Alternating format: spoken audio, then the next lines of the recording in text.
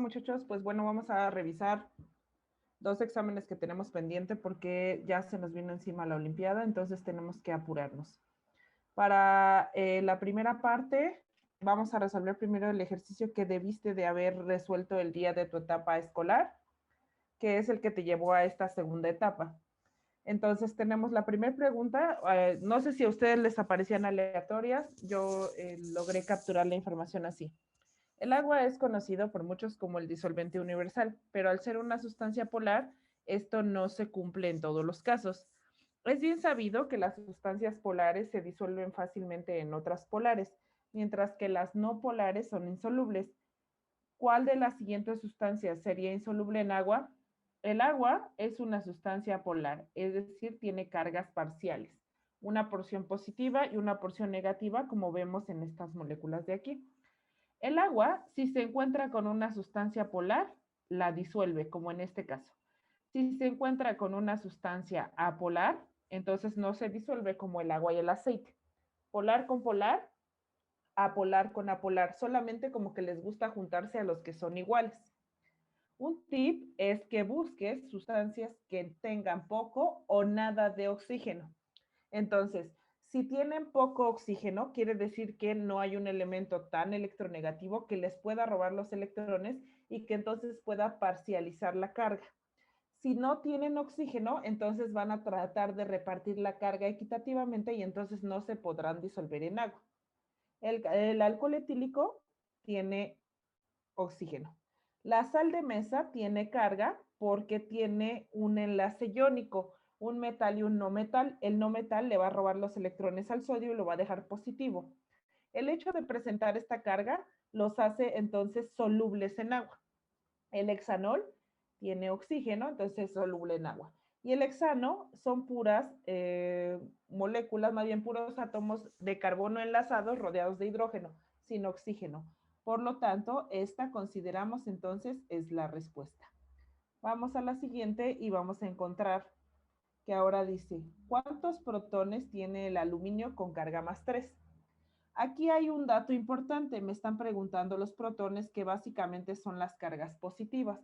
Recordando la anatomía del átomo, tendríamos el núcleo que está lleno de protones y neutrones y las órbitas que contienen a los electrones. Dos números son importantes, Z y A.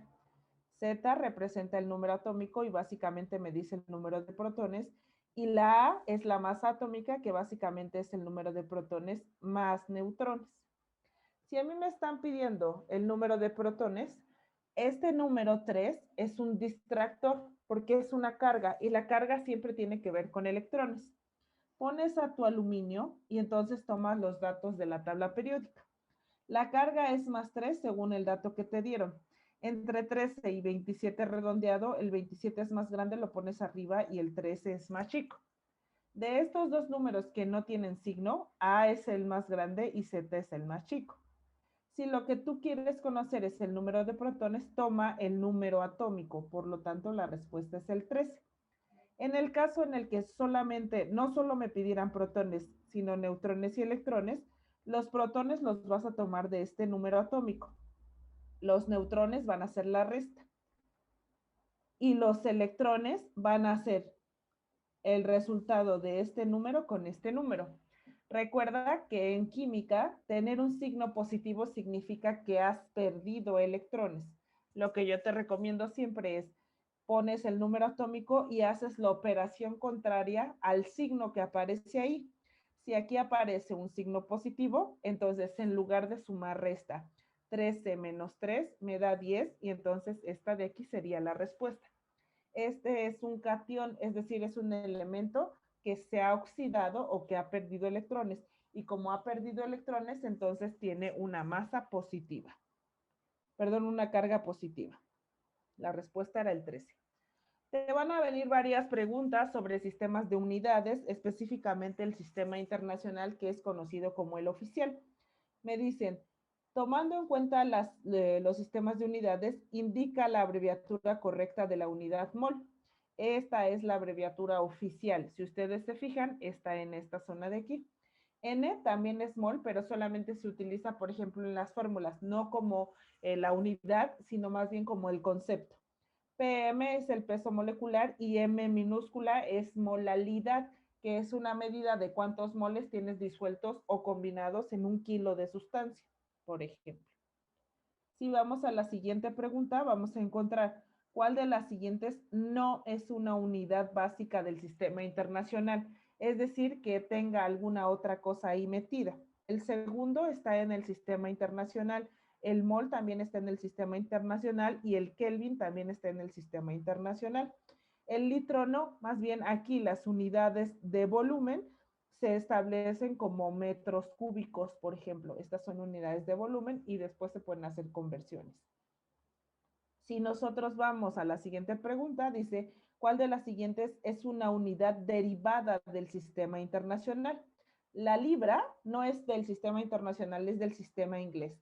El torr es una medida de presión que no está en el sistema internacional. El joule sí es una medida derivada, ahorita te enseño por qué, y pulgada es del sistema inglés. El joule, vean ustedes, tiene un símbolo, es una medida de energía y de trabajo y resulta cuando tú multiplicas la fuerza por la longitud, por ejemplo. Entonces, al final, estas unidades quiere decir que combinaste varias cosas y te salió una nueva unidad. El joule es parte de esa combinación. La siguiente pregunta nos dice, tomando en cuenta los sistemas de unidades, indica la abreviatura correcta de la unidad de atmósfera. A significa ampere, bar significa presión en bares. Milímetros de mercurio también es una medida de presión, pero no es atmósfera. La atmósfera se abrevia como ATM. Entonces, ATM es la respuesta. La siguiente pregunta nos dice, tomando en cuenta los sistemas de unidades, indica la abreviatura correcta de la unidad caloría. Esta primera es joule, esta de aquí no hace referencia a ninguna, esta es la caloría, que es la respuesta, y este es Kelvin. Entonces, siempre que veas cal, hace referencia a caloría, que es básicamente una medida de calor o de energía. ¿Cuál de las propiedades, de las opciones es una propiedad intensiva de la materia? Recuerda que hay dos tipos, extensivas e intensivas. Extensivas hace referencia a la masa o dependen de la masa. Las intensivas son específicas, son características y no dependen de la masa. Entonces, características como el volumen, el peso, la longitud, la inercia, la divisibilidad y la impenetrabilidad tienen que ver con la masa. ¿Con qué tan gordito estás, por ejemplo? Y las intensivas no tienen nada que ver con eso, sino son características únicas de la materia. De las opciones, la que nosotros vamos a considerar intensiva siempre es la densidad, que no es otra cosa más que una medida de la relación entre la cantidad de materia que hay en una unidad de volumen. Por ejemplo, si nosotros tenemos dos bolsas, presumiblemente del mismo tamaño, meto una canica en una y meto 3 canicas en la otra, la bolsa B será más densa porque está más abarrotada. Pero si en cambio yo pongo entonces una bolsota y pongo una mini bolsita y pongo entonces una canica de un lado y otra canica del otro lado, lo que vamos a encontrar entonces es que en este caso la bolsa D vuelve a ser la más densa porque la unidad, la relación del volumen y la masa es más estrecha en esta de aquí. No dependen de la masa, sino de la relación. El volumen sí depende de la masa, el peso molecular también y la concentración también. Ahora, ¿cuál de las opciones es una propiedad extensiva de la materia? Es decir, que sí depende de la masa. La solubilidad no es extensiva porque depende de la característica, si eres polar o no polar y no depende de la masa. El peso molecular sí depende de la masa. El punto de fusión, es decir, la temperatura a la que una sustancia se derrite, no depende de la masa. No depende de si tienes mucha o poca cantidad, sino depende del punto o la temperatura óptima a la que se da el umbral de cambio. Y la densidad ya vimos que es totalmente intensiva. Por lo tanto, peso molecular es la respuesta. Luego entonces dice, si tengo 70 gramos de ácido clorhídrico y lo disuelvo en 500 mililitros, ¿cuál es la concentración molar? Molaridad no es otra cosa más que el número de moles disueltos en 1 litro de solución. Las unidades que aparezcan en mililitros las conviertes inmediatamente a litros, en este caso 0.5 litros. Sin embargo, si nosotros queremos, más allá de utilizar alguna fórmula, que sé que a lo mejor te la podrías no aprender, yo lo que haría sería tener en cuenta estas unidades que son las que quiero obtener, moles sobre litro. Abro un paréntesis entonces y voy a poner los litros abajo. Entonces, para no dejarlo solo, arriba pon la masa, por ejemplo, y abajo pones los litros, que son datos que te dieron. Los gramos no te interesan, los quieres eliminar. Entonces, calcula la masa molar. Ya te puse aquí los datos que buscarías en la tabla periódica. Entonces, tengo ácido clorhídrico, está hecho de un átomo de hidrógeno y un átomo de cloro. Un gramo es la masa del hidrógeno y 35.5 es la masa del cloro. Las sumas y te van a dar como resultado 36.5 gramos, pero sobre mol. Quiere decir que un mol de esta sustancia equivale a 36.5 gramos. Entonces, con esto en cuenta, ya los moles te quedaron arriba, los litros te quedaron abajo y los gramos se eliminaron. Entonces, cuando hacemos la cuenta, multiplicas esto y lo divides entre esto, en automático te va a dar 3.84 molar. Esto también podrías utilizar una fórmula, pero no, prefiero no enseñártela porque se vician con las fórmulas y luego no saben despejar. Esta es la forma más fácil, ocupar paréntesis. Manipula los paréntesis de tal manera que te queden las unidades que a ti te gustan, que en este caso son moles y litros. Esta es la respuesta, entonces, la 3.84, que sería esta de aquí. La siguiente pregunta nos dice, la siguiente molécula que se observa es una molécula orgánica que se libera en los músculos al realizar ejercicios físicos intensos y tiene gran importancia en las vías metabólicas. Esto se llama ácido láctico. Entonces, lo que tienes que hacer es determinar cuál es la masa molecular. Como no vas a tener chance de estar buscando, entonces lo que te están pidiendo es que establezcas la fórmula y a partir de eso calcules la masa. Contamos cuántos átomos de carbono hay. 1, 2 y 3. ¿Cuántos átomos de hidrógeno hay aquí? 3 de este, los voy a sumar. 1 de este, se hace evidente, pero hay uno más que no estás viendo. ¿Cómo puedes determinar a ese? Te vas a situar sobre cada uno de los carbonos que aparecen aquí y te vas a fijar si ellos cumplen con la tetravalencia. Si no cumplen, entonces le sumas hidrógenos. 3 más este enlace, 4. Cumple, ya no le sumes nada. Este 1, 2, 3 no cumple, súmale un hidrógeno. Listo. Este de acá, 1, 2, 3, 4, cumple con la tetravalencia. Entonces, ese último provenía de aquí, que aunque no lo vieras, estaba ahí. Sumamos y entonces nos dan 6 hidrógenos. En el caso de los oxígenos, son evidente que son 3. Calculamos la masa molar. Para eso tenemos carbonos, 3 carbonos por la masa son 12. Me dan 36. De los hidrógenos, 6 hidrógenos por la masa dan 6 y 3 oxígenos por la masa de los oxígenos redondeada dan 16. Cuando sumas, entonces, 16 dan 48. Cuando sumes esto, entonces nos van a dar como resultado 6 y 6, 12 y 8 son 20, llevamos 2. Y luego entonces 2 y 3 son 5 y 4, 9, 90 gramos por mol es la respuesta. Si tú no estableces bien la fórmula, pudiste haber contestado 89 si no veías este hidrógeno. Entonces 90 es la respuesta. Para la siguiente pregunta nos dicen, ¿cuál es la fórmula molecular del siguiente compuesto? Nos dan entonces este compuesto que nosotros tenemos aquí y lo que tenemos que hacer es entonces determinar primero cuántos carbonos hay. Para eso entonces vamos a intentar dilucidar cuántos hay. Entonces cada vértice es un carbono. Tenemos entonces 1, 2, 3, 4, 5, 6, 7, 8, 9, 10, 11, 12, 13, 14, 15, 16, 17, 18, 19, 20 y 21. Elimina las respuestas que tengan más de 21. Esta de aquí no y esta de aquí no. Contamos el número de hidrógenos. Vamos a hacer otra vez lo que es evidente. Entonces, cuentas y sumas. En este caso yo voy a ir poniendo aquí 1, 2, 3, me falta 1. 1, 2, 3, me falta 1. 1, 2, 3, me falta 1. 1, 2, 3, me falta 1. 1, 2, 3, 4, ya. 1, 2, 3, me falta 1. Para este 1, 2, 3, me falta 1. Para este tengo otro más. Entonces 1, 2, me faltan 2. 1, 2, 3, me falta 1. Para este de acá, 2, 2, 2, me falta 1 y este de acá 1. 2, 1, 2, 3, 4, este no tiene nada. 1, 2, 3, 4 no tiene nada. Para este lado, entonces me faltan uno de aquí, uno de aquí, uno de aquí, uno de aquí, uno de aquí y listo. Con eso entonces tendríamos la fórmula.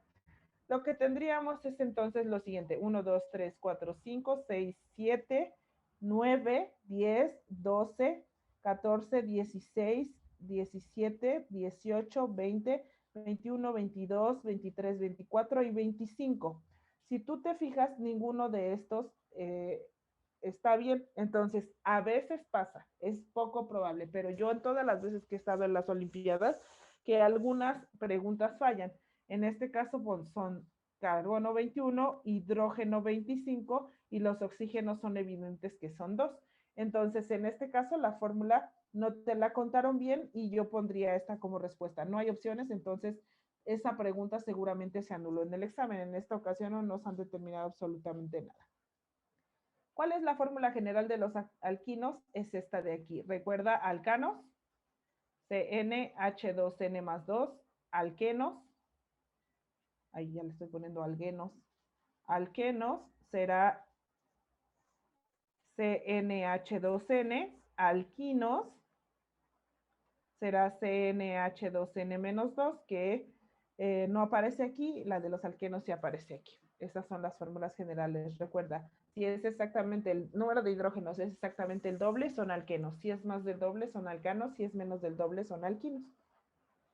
La siguiente pregunta es acerca de leyes de los gases y básicamente, después de mucho rollo que nos dicen aquí, básicamente nos están diciendo que estos científicos que investigaron vieron que el volumen variaba si aumentaba la presión. Entonces, lo que nos interesa es volumen y presión y siempre manteniendo la temperatura constante. Esto es lo que nosotros tenemos que buscar. Si buscamos la ley de Charles, lo que hace es que mide la temperatura, digamos, y el volumen. Obviamente el volumen en función de la temperatura impone la presión constante. Como la temperatura no es constante, sino aquí es la presión constante, la ley de Charles no es. La ley de Charles predice que un aumento de temperatura incrementa el volumen del gas. Ajá. Entonces, ¿por qué? Porque aumenta la energía cinética. Las partículas se están moviendo más y entonces hacen que se empieza a desprender. Por ejemplo, cuando tú tienes una olla de presión, una olla express, lo que hace es que se sella con fuerza, porque a medida que vas aumentando la temperatura, el volumen va a tender a expandirse porque la sustancia que está ahí se va a gasificar. Entonces necesitamos contenerla y por eso bajo ciertas circunstancias deja escapar el gas para evitar una explosión. Esta es la ley de Charles. Entonces no es la respuesta. Avogadro habla de moles, entonces nada tiene que ver. Ley de Gay-Lussac básicamente nos va a poner entonces aquí una relación entre la presión y la temperatura y nos deja el volumen constante. Entonces nos va a medir una relación entre presión y temperatura y entonces nos va a decir, por ejemplo, si nosotros aumentamos la presión, va a subirse la temperatura porque estás comprimiendo a las partículas y entonces van a empezar a rebotar, se va a aumentar la energía cinética y entonces van a generar más fricción. El volumen permanece constante. Esta es la ley de Gay-Lussac, no es la respuesta. Nos están poniendo una imagen de estas características y entonces la ley de Gay-Lussac predice justamente ese comportamiento. La ley de Gay-Lussac nos va a poner entonces la presión en relación al volumen y la temperatura va a ser constante. Entonces, esta es nuestra respuesta. ¿Qué es lo que nos dice? Que si nosotros aumentamos la presión, el volumen va a tender a bajar, ¿vale? Eso es lo que predice. Básicamente, entonces, aumentamos la presión, es decir, comprimimos más y el volumen baja. Pero la temperatura la estamos tratando de mantener constante para que se establezca esta relación. Esta ley de los gases se conoce como ley de Boyle o también como ley de Boyle-Mariotte. Muchas veces no se le dio el crédito, pero ahora nosotros sabemos que así se llama. Si tú ves una línea ascendente, ley de Charles. Si ves que permanece el volumen constante, esta es ley de Gay-Lussac. Si la temperatura es constante, entonces es ley de Boyle-Mariotte. Vamos entonces a la siguiente y vamos a encontrar el aceite de vitriolo, era el nombre que recibía este ácido en la antigüedad. Al inicio de tu examen, cuando ibas a poner tu nombre, te dieron una pista y te dijeron que el aceite de vitriolo olía como a huevo podrido. Entonces, si huele como a huevo podrido, básicamente lo que tú tienes es azufre. Entonces, busca cuál de las respuestas tiene azufre. El cloro no, el fórmico no, porque es metano, es un ácido metanoico, y el ácido acético no, que es vinagre. Entonces, la respuesta es ácido sulfúrico, cuya fórmula es H12CO4. Para la siguiente pregunta, lo que tendríamos sería, ¿cuántos hidrógenos ácidos hay en el ácido fosfórico? Aquí el truco está, te fijas en el fósforo, te fijas que está en la familia 5. Si tiene terminación ico, quiere decir que estamos sobre la máxima valencia. Entonces 1, 3 y 5. El fósforo está trabajando con la valencia 5. El oxígeno va a trabajar con la valencia 2. Lo que vamos a hacer entonces es, vamos a multiplicar esto de aquí, vamos a generar una relación. Si tú dices que es ácido fosfórico, la manera de pensar en fosfórico siempre piensa en PO4. Si dijera fosforoso, piensa en PO3. Y si dijera hipofosforoso, piensa en PO2. Fosfórico PO4. 2 por 4, 8. 5 por 1, 5. 8 menos 5 da 3. Metes un hidrógeno y pones ese 3 que hace falta. Y entonces si te preguntan cuántos hidrógenos ácidos hay, pues nada más hay 3. Para la siguiente pregunta nos dicen, ¿cuál de las siguientes unidades no es de volumen? En este caso, la yarda no es de volumen, el galón, la onza y el litro se ocupan como el volumen. Las yardas, por ejemplo, en el americano, son unidades de longitud. ¿Cuántos protones, neutrones y electrones tiene el siguiente ion? Entonces te dan oxígeno con carga -2, masa atómica 16 y número atómico 8. Este 16 te puede confundir pensando en que probablemente es el número atómico. Vas a la tabla periódica y de los números los comparas. El número chico es el número atómico y el número grande es la masa atómica. Calculando protones te dan este número, neutrones es la resta de estos dos, sigue siendo 8, y los electrones son una relación entre este número y este número. El número es negativo, haces la operación contraria. 8 más 2 da como resultado 10. Oli, ¿por qué más 2? Porque este número que es negativo significa que ha ganado electrones. Si en un inicio tenías 8 y ganaste 2, te da 10. El resultado entonces es este que aparece aquí abajo. Vamos a la siguiente pregunta y en esta pregunta entonces vamos a encontrar cuántos átomos de oro hay en 1 gramo de oro y entonces tomamos la masa atómica. La voy a redondear. 197 gramos equivalen a 1 mol. Eso es lo que te dice la masa atómica. Y luego entonces tenemos lo siguiente. Si tú quieres nada más 1 gramo, entonces estableces una regla de 3. Multiplicas cruzado y luego entonces divides. Lo que te va a dar entonces como resultado es lo siguiente. Tendríamos 1 entre 197, recuerda que te van a dar chance de usar tu calculadora, te va a dar 0.005 moles, pero a ti no te pidieron moles, te pidieron el número de átomos. Estableces la nueva conversión y entonces te va a quedar 1 mol es igual a 6.023 por 10 a la 23 átomos. Y entonces lo que nosotros tendríamos en este momento sería lo siguiente.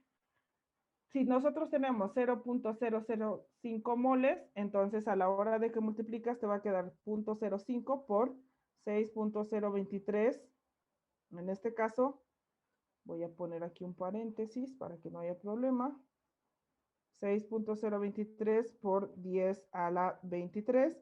Y esto nos va a dar entonces como resultado, déjenme quitar un 0.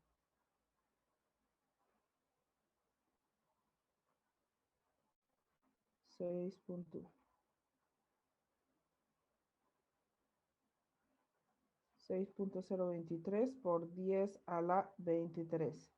Y me da 3.011 por 10 a la 21. Si nosotros hacemos básicamente el redondeo, esta que nosotros tenemos aquí es la respuesta, lo que te importa es el exponente, y entonces este es el resultado que nosotros tenemos. ¿Vale? Entonces, velo haciendo de todas maneras en tu casa para que no haya problema. Esta sería entonces la respuesta a esa pregunta. Luego tendríamos lo siguiente. La dopamina es un neurotransmisor.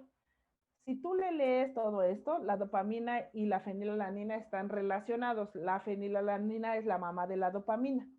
Entonces, te dan las dos sustancias y quieren saber qué afirmación de las de abajo es verdadera. Y te dicen, ambos compuestos tienen amida. La amida se ve como un éster, pero en lugar de tener hidrógeno o tener, por ejemplo, un metal, ahora va a tener un grupo amino. En este caso, tú podrías decir, Oli, pero sí está. No, no está porque el amino tendría que estar al lado del hidrógeno. Entonces, esta no se cumple porque ni siquiera en este hay amida, tampoco en este. Ambos compuestos cuentan con la misma fórmula molecular. Tendría yo que establecer el número de carbonos, de hidrógenos, de oxígenos y de nitrógenos. Entonces voy a ver si hay otra respuesta que me dé la oportunidad de darme cuenta más rápido si son iguales o distintas. Ambos compuestos cuentan con amino, amino NH2 y amino NH2. Esta es la respuesta, sin tener que contar más nada. Ninguno de los dos compuestos tiene anillo aromático. Este es un anillo aromático, los dos tienen. Entonces nuestra respuesta fue que tenían grupo amino y me evito la pena de estar contando tanto. En un laboratorio se prepararon 5 diferentes soluciones y los colocaron en diferentes recipientes etiquetados del 1 al 5. Las soluciones son cloruro de potasio, la otra solución es ácido sulfúrico, la otra solución es ácido acético, estas son las fórmulas, la otra solución es sulfato de sodio y la otra solución es hidróxido de sodio, que ya te las habían dado aquí. Para identificar, estos de aquí son los recipientes. Lo que te están pidiendo es que digas qué hay en cada recipiente. Si tú los pones así, entonces pones en el recipiente 1, 2, 3 y 4, pero no necesariamente es la respuesta. Vamos a revisar qué es lo que hay aquí abajo. Dice, el recipiente 5 tiene una solución con pH mayor a 5, es decir, es una base. De las que nosotros tenemos aquí, entonces, ¿cuál de estas es una base? Entonces, si yo me fijo, esta de aquí tendría que ser una base, por ejemplo. Las sales podrían estar ahí encaminadas y en este caso, por ejemplo, esta de aquí podría estar encaminada. Entonces, no sabemos si es neutro, no sabemos si es base, no podríamos estimar. Si me dijeran que está por encima de 7 en automático, elegiría esta, pero como tiene solamente entre 5 y más, entonces me caen neutros y me caen básicos, no lo voy a elegir ahí. Voy a ir a la segunda para ver si me da una pista que sea más fácil seguir. Y dice, si se añade ácido sulfúrico al recipiente 3, o sea, si se añade esta sustancia al recipiente 3, el producto es el mismo compuesto que en el recipiente 1. Entonces, tengo que ver si lo que yo tengo en el recipiente 3 es lo mismo que tengo en este recipiente que nosotros tendríamos aquí. Al final lo que te interesa es meter ácido sulfúrico. Cuando tú agregues aquí el ácido sulfúrico, la sustancia va a reaccionar y entonces va a ser igual a esta. Si tú haces reaccionar con esta sustancia, lo que va a pasar es lo siguiente. H2SO4 es una reacción de neutralización entre un ácido y una base, que lo que básicamente te va a formar es una sal. Y curiosamente esta es la sal que nosotros estamos buscando. Entonces, lo que hacemos es combinamos este con este y este con este y nos va a dar sulfato de sodio más agua. Esa es la reacción de neutralización. Si en el recipiente 3 mezclas con hidróxido, te va a salir la sal. Entonces, quiere decir que te están diciendo que en el 3 está el hidróxido. Si tú le pones el ácido sulfúrico, te va a dar lo mismo que hay en el recipiente 1. Quiere decir que en el recipiente 1 está la sal. Ahora dice, en el recipiente 2 no tienen ningún compuesto orgánico. Entonces, te queda esta de aquí o te queda, por ejemplo, esta ya la ocupamos y esta de aquí. Entonces, tendríamos que determinar cuál de esas son las que puedes ocupar. Si yo tengo, dice, el recipiente 5 tiene una solución con un pH mayor a 5, quiere decir que podría ser neutro, porque estos de acá todos son ácidos, entonces yo voy a elegir esta sal, que es la única que me queda, que tendría pH 7, porque este es un ácido, tiene pH menores a 7, seguro menores a 5, seguro menores a 5. Entonces, de estos que me quedaban, pues voy a elegir esta sal.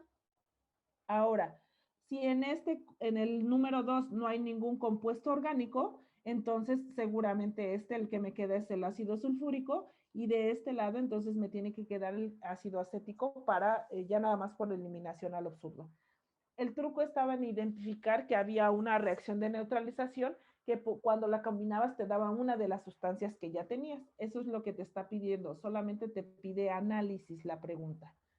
¿Cuál de los siguientes compuestos es perclorato de amonio? Primero, te fijas en amonio. El amonio es NH4. Si fuera NH3, esto se llama amoníaco. Y esto es amonio. Entonces, si es amonio, elimina el que tenga NH3. Si dice ato, quiere decir que ahí hay oxígeno. Elimina los que no tengan oxígeno. Y per hace referencia a que es lo más grande. De entre estos dos, el más grande se ve este, entonces esa es la respuesta. Luego, selecciona la afirmación que sea verdadera de las siguientes opciones. ¿Todas las moléculas que contienen carbono son moléculas orgánicas? No, por ejemplo, esta molécula tiene carbono y no es orgánica. Orgánico significa cadenas de carbono rodeadas de hidrógeno. No es esta la respuesta. ¿Todas las moléculas orgánicas se obtienen de fuentes naturales? No, hay un montonal de sustancias que son sintéticas. Todas las moléculas orgánicas contienen carbono en mayor proporción que otros elementos de la estructura frecuentemente. Todas las moléculas orgánicas puede ser, pero en realidad si nosotros miramos, por ejemplo, las fórmulas generales, CnH2n, en automático el hidrógeno es más en proporción, no es la respuesta. ¿Todas las moléculas orgánicas contienen carbono? Sí. Una molécula orgánica es una molécula o un compuesto hecho de cadenas de carbono rodeadas de hidrógeno. Eso no puede faltar. ¿Cuántos mol hay en una solución de 75 mililitros de concentración 3 molar? Entonces, tú tienes que la molaridad es igual al número de moles en un litro de solución. Tienes los datos del volumen y tienes los datos de la concentración, la despejas. Quieres encontrar los moles, que es la N. N es igual, este está dividiendo, pasa multiplicando, entonces N es igual a la concentración por el volumen. El volumen siempre tiene que estar en litros, pásalo a litros, 0.075 litros. Calculamos, molaridad es igual, número de moles, porque ya está despejado, es igual a la molaridad, que es 3 molar, la multiplicas por, en este caso, por el volumen, que son los litros, y nos queda 0.075 litros. Multiplicas esto y entonces ves 3 molar por 0.075 y te da 0.225. Esta es la respuesta, 0.225 moles. Luego, si nosotros tenemos una teoría ácido-base, las teorías ácido-base las enseño hasta sexto semestre casi, pero básicamente son 3 autores, ahorita te lo voy a enseñar en la siguiente diapositiva, que te van a decir cómo identificas un ácido, de acuerdo a qué teoría. Y entonces dicen, en la teoría ácido-base, el bicarbonato de sodio es, este bicarbonato de sodio es una sal. Cuando tú estás en procesos de neutralización ácido-base, las sales funcionan como algo que se conoce como tampón, no como el que nos ponemos las mujeres durante nuestra regla, sino es un amortiguador, se le llama buffer. ¿Qué significa amortiguador? Por ejemplo, un amortiguador de auto lo que hace es que minimiza el impacto que tendría la suspensión contra el piso, por ejemplo. Entonces, en lugar de que el rebote sea así, hace un rebote más bien como así. Es como, o sea, no minimiza el no, digamos, no nulifica el impacto, pero sí lo atenúa. Entonces, al final, lo que hace un tampón es que si cuando tú agregas una sustancia a otra, el pH se dispara, si tú metes un buffer, esperas que el pH se mueva poquitito. En la sangre, en tu cuerpo vas a tener tampones, es decir, vas a tener buffers, que lo que van a hacer es que tú comes cosas saladas, comes cosas ácidas, comes cosas alcalinas, y entonces si tú dejas que eso se modifique drásticamente, te podrías morir. La sal tiene una sal que nos ayuda entonces a amortiguar como esas variaciones de pH. Entonces, lo que haces es que en realidad a esta sustancia le metes el buffer y aunque empieces a agregar a otras sustancias, lo que va a pasar es que va a haber una variación mínima. Un anfolito también se le conoce como anfótero.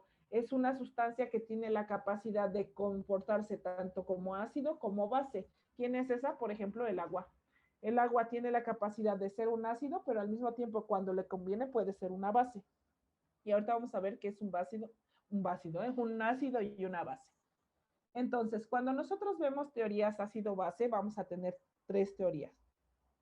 Si dicen, Un ácido en agua o que hagan referencia a que está en solución o en agua, la teoría es de Arrhenius. Si a mí me dicen que se están transfiriendo protones, la teoría es de Bronsted-Lowry.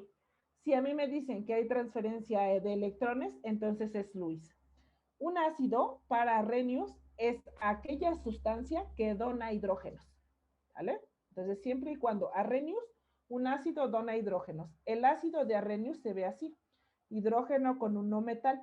Entonces, cuando tú lo mezclas con agua, lo que va a hacer es que se va a desprender y entonces, si yo tengo la capacidad de desprender un hidrógeno de mi molécula, soy un ácido, siempre y cuando estés en agua. Si yo soy una base de Arrhenius, entonces lo que va a pasar es que cuando tú estés en agua, en lugar de liberar hidrógeno, liberas OH, como en estos casos. Entonces, en este caso, el agua tiene una característica que es justamente el anfótero. Solamente se aplica a soluciones, es decir, a mezclas, a sustancias que estén disueltas en agua. Entonces, eso es un problema porque no todas las sustancias están disueltas en agua. Bronsted-Lowry propone una teoría que se llama transferencia protónica, básicamente que lo que se va a mover solo es hidrógeno. Si yo soy un ácido, dono hidrógenos. Si yo soy una base, en lugar de donar OH, lo que hace es que acepta el hidrógeno. Entonces, si eres un ácido, donas el hidrógeno y te quedas solo. Si eres una base, entonces ahora tú aceptas el hidrógeno. Y a esto se le llaman transferencia protónica, que son básicamente ácidos y bases conjugadas. ¿Qué significa? Si tú eres, por ejemplo, ácido clorhídrico y luego entonces este ácido clorhídrico, por ejemplo, no sé, tienes otra sustancia, por ejemplo, agua, vamos a ponerle OH, ¿sale? Fíjense, este de aquí dona a este de acá, entonces él se va a quedar negativo y este acepta y entonces forma agua, por ejemplo, ¿vale? Este es el ácido y esta es la base. Pero ¿qué pasa si yo vengo de regreso en la reacción? Ahora, este tiene la capacidad de donar, como a este. Entonces, este se llama ácido conjugado. Y luego este tiene la capacidad de aceptar. En este de aquí, déjenme, aquí me equivoqué. Entonces este se llama base conjugada. Cuando tú veas ácidos y bases conjugadas, eso es una teoría de Bronsted-Lowry. ¿A mí qué me sirve para que te aprendas? Arrhenius, H y OH en agua. Bronsted-Lowry, puro hidrógeno. Si yo dono, soy ácido. Si yo acepto, soy base. Y en Lewis, si tú donas protones, entonces lo que haces es que te quedas negativo. Entonces quiere decir que aceptas electrones.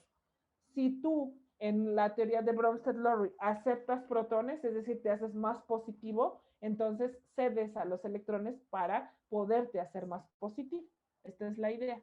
Entonces, básicamente, estas que acabamos de ver son teorías ácido-base. Siguiente pregunta, ¿cuál es el peso molecular del sulfato férrico? Férrico, hierro. Vas a la tabla periódica y tiene +2 y +3 de número de oxidación. Si es ICO, es el más grande. Sulfato, siempre que pienses en sulfato, piensa en SO4. Siempre que pienses en sulfito, piensa en SO3. Sulfato, SO4.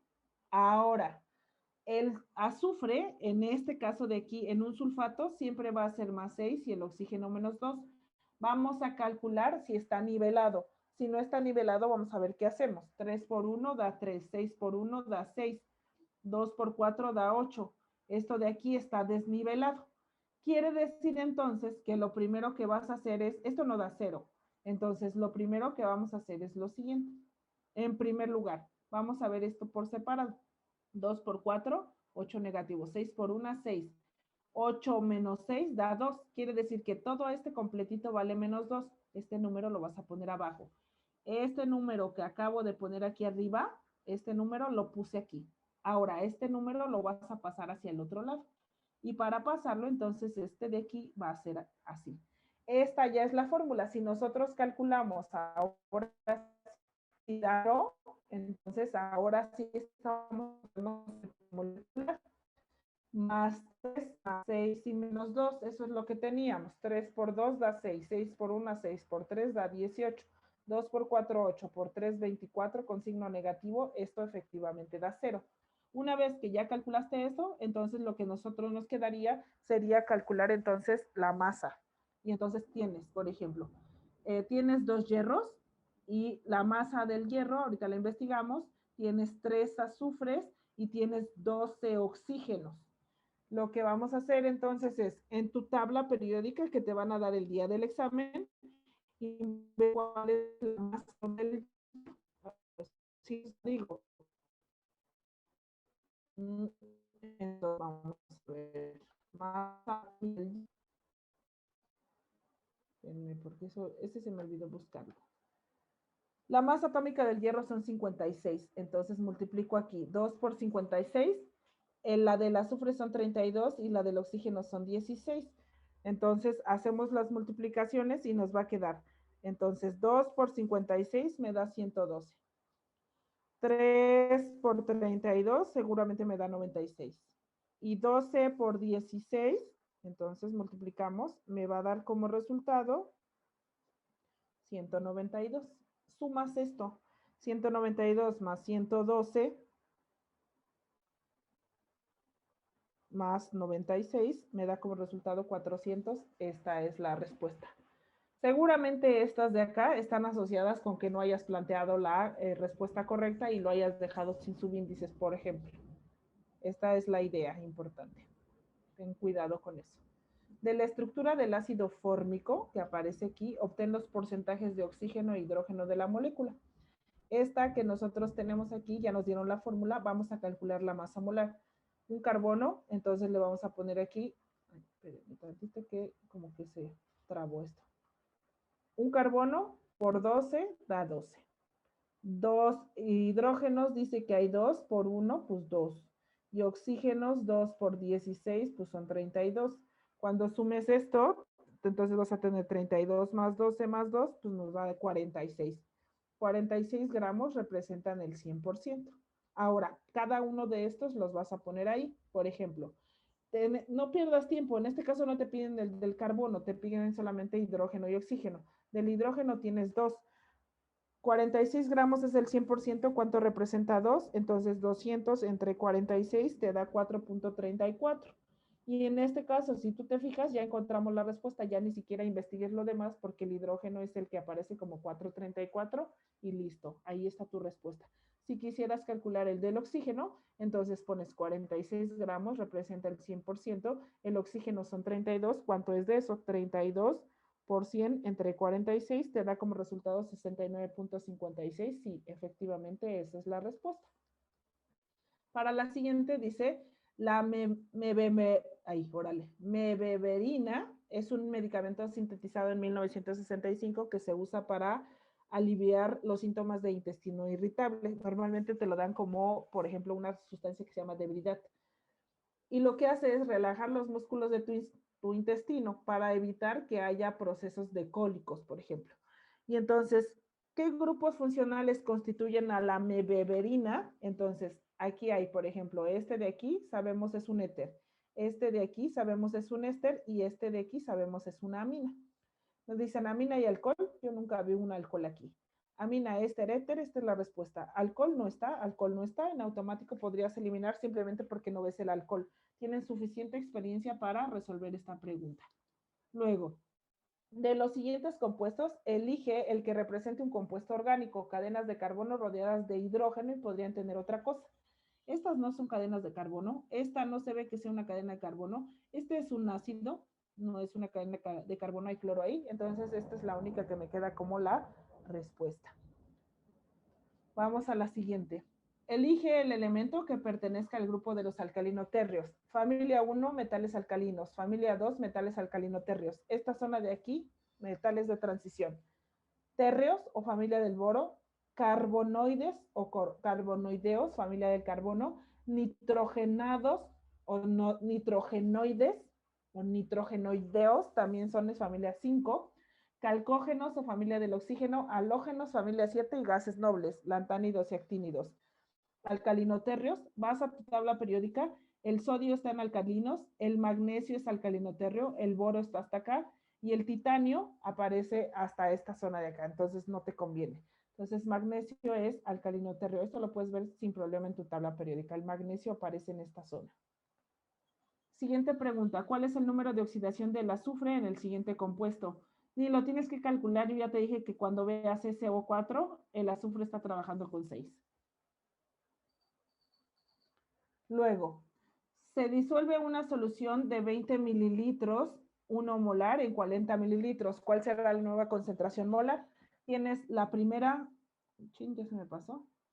Tienes la primera sustancia que tienes de esa, tienes 20 mililitros y lo tienes a una concentración 1 molar.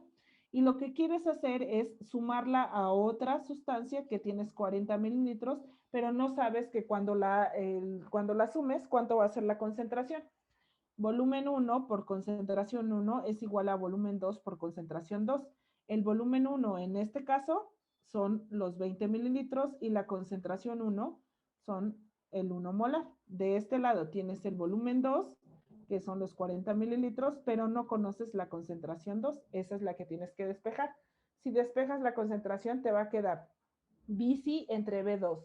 Entonces nos va a quedar 20 mililitros multiplicado por 1 molar dividido entre 40 mililitros y entonces te va a dar la concentración. Si tú haces esta división, pues te queda 0.5 molar. Y entonces esta es la respuesta. Siempre que te pongan a sumar dos concentraciones o a sumar dos soluciones, aplica esta. El volumen 1 por la concentración 1 es igual al volumen 2 por la concentración 2. ¿Cuál es la configuración electrónica para el átomo de nitrógeno en estado basal? Nitrógeno, número atómico 7. En la configuración electrónica vela que te des 7. 2 y 2, 4 y 3, 7. Esta puede ser. 2 y 2, 4 y 2, 6, no. 2 y 2, 4 y 6, 10, no. 2 y 2, 4 y 5, 9, no. Esta es la respuesta. Los exponentes o los números que están después de las letras sumen 7, esa es la respuesta. Vamos a la siguiente y dice, ¿qué sucede en el proceso de oxidación? Oxidación, perdemos electrones, nuestra rana está saltando a la derecha, quiere decir que estamos obligando al otro a reducirse, somos el agente reductor. Si nos reducimos, ganamos electrones, nuestra ranita salta a la izquierda en la recta numérica, estoy obligando a otro a oxidarse y por lo tanto yo soy el agente oxidante.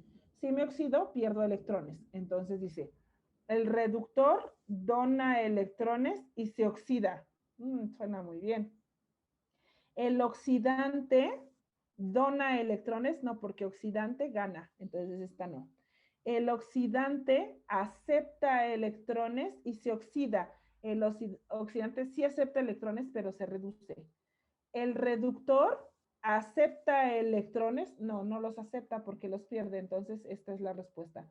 El que se oxida pierde y si pierde se hace el agente reductor. Por eso elegí esa como la respuesta. Tienes que tener cuidado porque te las ponen para confundirte. ¿Cuál de los siguientes elementos pertenece al segundo grupo y cuarto periodo? Segundo grupo lo ves en vertical, o sea, en familias. Este es el segundo grupo. Cuarto periodo, 1, 2, 3, 4, calcio. Esta es la respuesta. Grupo, familia y periodo, pues son las filas, ¿no? De la tabla periódica. ¿Cuáles de los siguientes elementos tienen una mayor electronegatividad? La electronegatividad va hacia arriba en la tabla periódica. Tengo el arsénico, tengo el sodio, tengo el azufre y tengo el boro. ¿Quién se acerca más hacia la esquina? Pues el azufre. Esta es la respuesta. Luego, tomando en cuenta el concepto de temperatura, indica cuál de las opciones explica la diferencia entre una temperatura absoluta y una temperatura relativa. Y entonces, básicamente, lo que nosotros tendríamos que estar revisando es quién podría estar diciendo los conceptos de uno y del otro.